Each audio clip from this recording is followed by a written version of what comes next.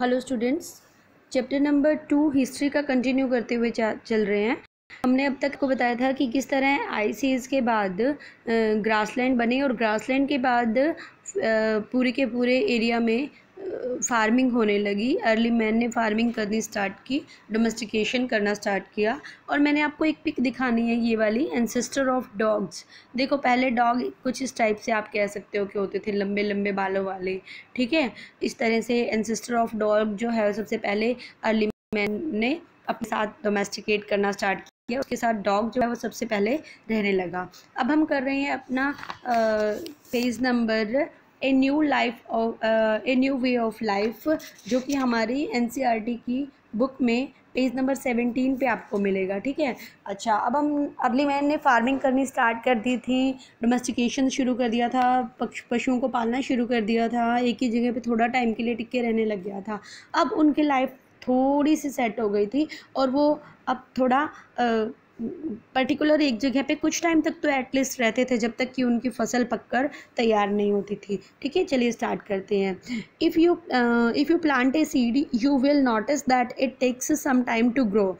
आप जब अपने घर में भी या खेतों में आपने देखा है, जब कोई हम सीड को प्लांट करते हैं तो उसको जर्मिनेट होने में टाइम लगता है ना, और फिर बड़ा होता है, फिर वो राइप होता है, फिर उसको हम तब उसको यूज़ करते हैं, काटते हैं। ठीक है, उसके बाद वो कह रहे हैं कि आपने देखा है कि आपने कभी भी आप सीड को जब भी ग्रो करने में उसको टाइम लगता है, सीडलिंग में। ठीक है, this may be for several days, weeks, month. ये तो कुछ दिन भी हो सकते हैं, महीने भी, साल, वो सबके हर चीज़ की, हर फूड ग्रेन की अलग अलग टाइम पीरियड होती है कि कितने टाइम में कौन सा फूड जो है पककर तैयार हो जाएगा। ठीक है, when people begin growing plants it mean that they had to stay in the same place for a long time, looking after the plant, watering, weeding, drawing away animals and birds till the grain rep till the grain ripened, and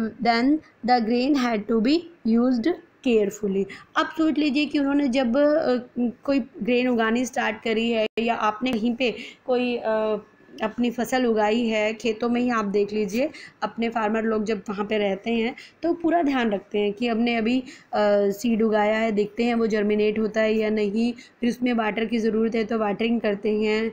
ठीक है, उसके बाद उसमें weeding करते हैं। Weeding का मतलब आप कह सकते हो कि जो एक्स्ट्रा जो भी हमने प्लांट उगाया है उसके साथ जो एक्स्ट्रा चीज़ें उग जाती हैं उनको थोड़ा सा साफ़ करना पड़ता है वहाँ से, नहीं तो प्लांट की अच्छे से ग्रो नहीं हो पाती है। ठीक है, वाटरिंग करते हैं, वीडिंग करते हैं, और जो एनिमल्स या बर्ड्स जो उस छोटे से जर्मिनेट होते हुए बीज को उखाड़ देते हैं, खा जाते हैं। ठीक है, उनको भी दूर भगाने का काम किया जाता है। और जब फसल पककर तैयार हो जाती है तो राइप हो जाती है, पक जाती है, रिपेंड हो जाती है, तो हम उसको काटते हैं। ठीक है, तो कहने का मतलब ये है कि अब जब अर्ली मैन ने ये सब चीज़ें किया तो उसे एक जगह पे टिक के रहना पड़ा। ठीक है, वो अब इधर उधर घूम नहीं सकता था, क्योंकि अपनी जो उसने फूड ग्रेन जो है ग्रो की थी उसकी भी टेक केयर करनी थी। ठीक है, as grain had to be stored for both food and seed, people had to think of ways to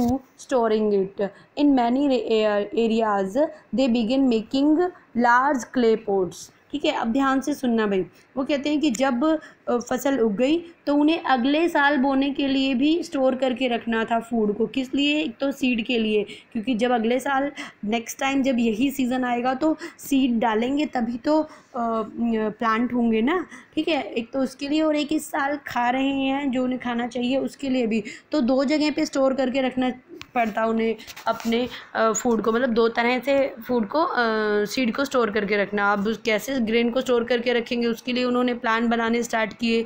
उन्होंने कई जगह पे तो आर्कियोलॉजिस्ट को क्ले के यानी मिट्टी के पोट्स मिले हैं। ठीक है, कई जगह पे उन्हें वोड बास्केट मिली है। वोड होती है जो टोकरियाँ होती हैं, किसी प्लांट होता है पर्टिकुलर, उससे आप एक दूसरे में उसको अटैच करके डंडियों को, और उससे एक टोकरी बास्केट बनाई जाती है। ठीक है, और कई जगह पे क्या मिला है, ज़मीन के नीचे डग कर पिट्स बनाए गए हैं, गड्ढे बनाए गए हैं। ठीक है, और उसके अंदर फूड को या आप कह लो ग्रेन को स्टोर करके रखा जाता था, एक तो खाने के लिए ठीक है। और जब नेक्स्ट टाइम यही सीज़न आएगा, पर्टिकुलर सीज़न, तो उसमें ग्रो करने के लिए जो सीड चाहिए, बीज चाहिए, उसके लिए भी उसको स्टोर करके रखा जाता था।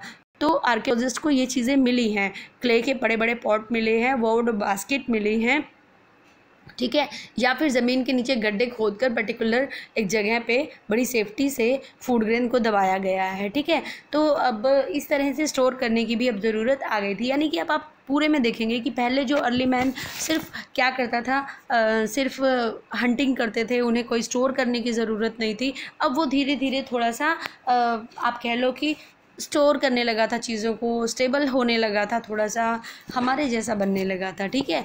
उसके बाद आता है स्टोरिंग एनिमल। अब वो सिर्फ प्लांट्स को या सीड्स को ही स्टोर करके नहीं रख रहे थे, वो क्या कर रहे थे, वो एनिमल को भी स्टोर करके रख रहे थे। मैंने बताया था ना कि अब वो एनिमल डोमेस्टिकेट करने लगे थे ना, पालने लगे थे। तो क्या कर रहे थे एनिमल्स को, वो अब एक उन्होंने एनिमल पाला, फिर दूसरा उन्होंने, मान लो उन्होंने एक गॉड पाली, फिर उसके और बच्चे हो गए, फिर बहुत सारी गॉड्स हो गई। अब वो उन सबको टेक केयर कर रहे थे, उन सबको संभाल कर रख रहे थे। एक तो वो दूध देती थी, और दूसरा जब भी कोई ऐसी सिचुएशन आती कि उनके पास खाने को कुछ नहीं होता, तो वो जो उन्होंने बहुत सारे एनिमल डोमेस्टिकेट करके रख रखे थे, उनमें से किसी एक को उठाते और अपना खाना बना लेते, यानी कि उससे मीट बना लेते। तो कहने का मतलब ये है कि अब उन्होंने फूड ग्रेन को भी स्टोर करके रखना स्टार्ट कर दिया था, और एनिमल्स की भी स्टोरिंग करनी स्टार्ट कर दी थी, ताकि जब भी कोई इमरजेंसी हो, वेदर अच्छा ना हो या उन्हें कुछ और खाने का ना मिले, तो वो इसे खा सके, ठीक है। उसके बाद हमारा नेक्स्ट आता है जी, उसने कहा है finding out about the first farmer and हर्डर। आप अपने मैप में देखिए मैं आपको मैप में दिखाती हूँ। अब हमने जो पीछे मैप किया था, पेज नंबर 13 पे ये आपका मैप था। इसमें आप बहुत सारी चीज़ें देखेंगे, ठीक है। आप इसमें देखेंगे कि ब्लू कलर से आपको बहुत सारी चीज़ें दिखाई गई हैं, ठीक है। ये जो मैंने इसको डार्क कर रखा है ना, ये आपको कई बुक्स में ब्लू कलर से दिखेगा, कई बुक्स में इस तरह से दिखेगा, ओके। ये सारी जो एज हैं, पैलेओलिथिक में, नियोलिथिक में, मेगालिथिक में, ठीक है, अर्ली विलेज में और मॉडर्न सिटीज़ में। अब हर जगह आर्कियोलॉजिस्ट जो हैं वो ये दिखाते हैं कि किस तरह से कहीं कहीं पे सामान मिला है। भीमबेटका में कुछ मिला है, ब्रुजहोम में मिला है, ठीक है। अच्छा, महागढ़ में राइस मिले हैं। ऐसे अलग अलग जगह पे बहुत सारी चीज़ें मिली हैं। जो ब्रुजहोम आपको दिख रहा है ना, ये एमपी, यहाँ जम्मू कश्मीर में, यहाँ आपको वीट भी मिला है, ठीक है, पल्सेस मिली हैं, और डॉग के और गॉट के, शिप के, और जो बफेलोज वगैरह है ना, उसके भी कुछ बॉन्स मिली है। इसका मतलब यहाँ जहाँ अर्ली मैन रहते थे, तो यहाँ पे ये सारी चीज़ें होती होंगी, ठीक है। अच्छा, और वो कह रहे हैं ये वाली जो स्पेस है, देखिए ये वाली स्पेस है पेयमपल्ली। अब पेयमपल्ली में उन्हें ब्लैक जो ग्राम होता है, काला जो चना होता है ना, काला चना, वो मिला है, ठीक है, और बाजरा वगैरह मिला है, और पिग वगैरह के बॉन्स मिली हैं। ऐसे हर जगह की इन्होंने दिखाने की कोशिश की है कि बहुत सारी जगह, ये सारा का सारा एरिया जो मैप में ये सारी की सारी जो जगह दिखा रखी हैं, ये ऐसी प्लेसेस हैं जहाँ पे कुछ ना कुछ आर्कियोलॉजिस्ट को मिला है, जिससे पता चलता है कि अब वो क्या कर रहे थे। अब वो डोमेस्टिकेशन कर रहे थे, अब वो अपने पशुओं को पाल रहे थे, अब उनके पास फूड ग्रेन भी थे, ठीक है। तो एक मैंने बताया था आपको कि ऐश मिली है। कहाँ पे मिली थी ऐश, लर्न है आपको कुछ, कुरनूल केव में, है ना, ऐश मिली है। यानी कि, और ऐश भी किस चीज़ की मिली है, ऐश भी मिली है जो मतलब हमारी जो फूड ग्रेन है उनकी ऐश मिली है। इससे पता चलता है कि वो लोग उसको पकाने की भी कोशिश करते थे फूड ग्रेन को, ठीक है। तो वैसे तो मैं आपको बता ही देती हूँ कहाँ पे क्या क्या था। इस तरह से वैसे आता नहीं है, पर फिर भी आप थोड़ा बहुत देख लीजिए, कुरनूल केव का आएगा। चलिए स्टार्ट करते हैं इसको। मेहरगढ़, अब मेहरगढ़ कहाँ है, मेहरगढ़ ये रहा। मेहरगढ़ में क्या क्या मिला है, मेहरगढ़ में आपको वीट मिलेंगे, शिप की जो बॉन्स हैं वो मिली हैं, और गॉट वगैरह बहुत सारे एनिमल्स की मिली हैं, ठीक है। उसके बाद है कोल्डवा। कोल्डवा कहाँ पे है आपका, कोल्डवा ढूंढते हैं ज़रा इसमें।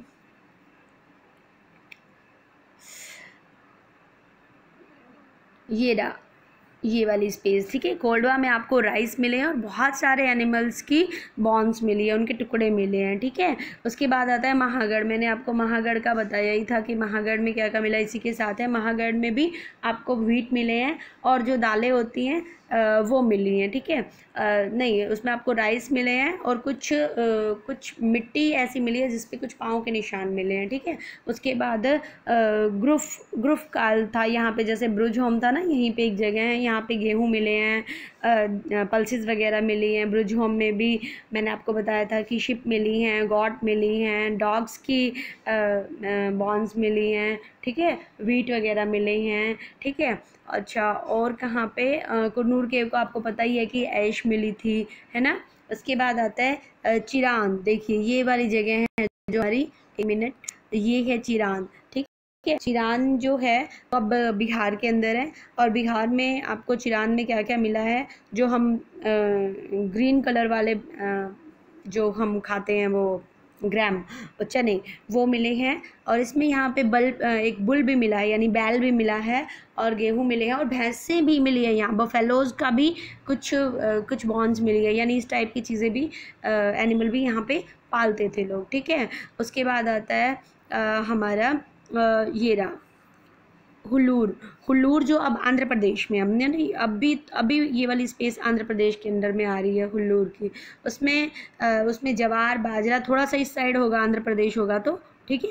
थोड़ा सा यहाँ अगर इन्होंने ये प्लेस यहाँ करी है तो मे भी थोड़ी सी ये प्लेस यहाँ हो सकती है, ठीक है।